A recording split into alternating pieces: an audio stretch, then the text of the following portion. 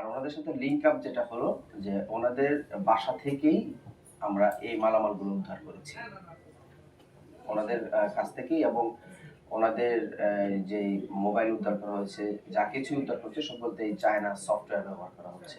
প্রতারণাটা হলো ধরেন আপনার বলতেছে যে জব দেওয়া হবে এরকম, আপনি এত টাকা দেন, আপনাকে আমরা একটা কোচিং করাবো বা একটা সাজেশন দিব বিভিন্ন ওয়েজে। কিছুদিন আগে আপনারা দেখেছেন যে ওই যে আপনার জিনের বাদশা একটা ছিল, ওইটারই মডিফাইড রূপ আর কি এটা।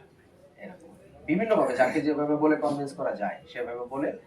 ধরেন এমন আমরা পেয়েছি যে কাউকে বলেছে যে আপনি 2000 টাকা দেন, আপনি 2500 টাকা পাবেন। তো 2000 টাকা দেওয়ার পরবর্তীতে উনি 2500 টাকা পেয়েছেন।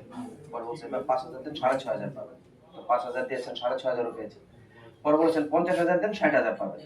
পরে যখন সেই ব্যক্তি 50000 টাকা দিয়েছেন আর তিনি টাকা ফেরত পান নাই। এটা অনেক ধরনের শাখা প্রশাখা আছে যাকে যেভাবে কনভিন্স করা যায়।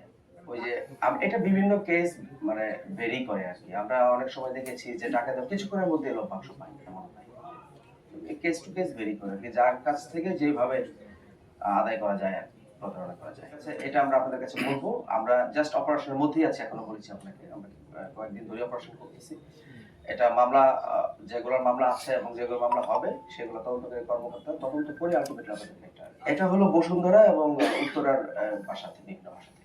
আমরা এখনই আপনাদেরকে ঠিকানাটা বলতে চাচ্ছি না, এটা মামলার মাধ্যমে আপনারা জানতে পারবেন। একটা চক্রের মধ্যে অনেক লোক কাজ করে।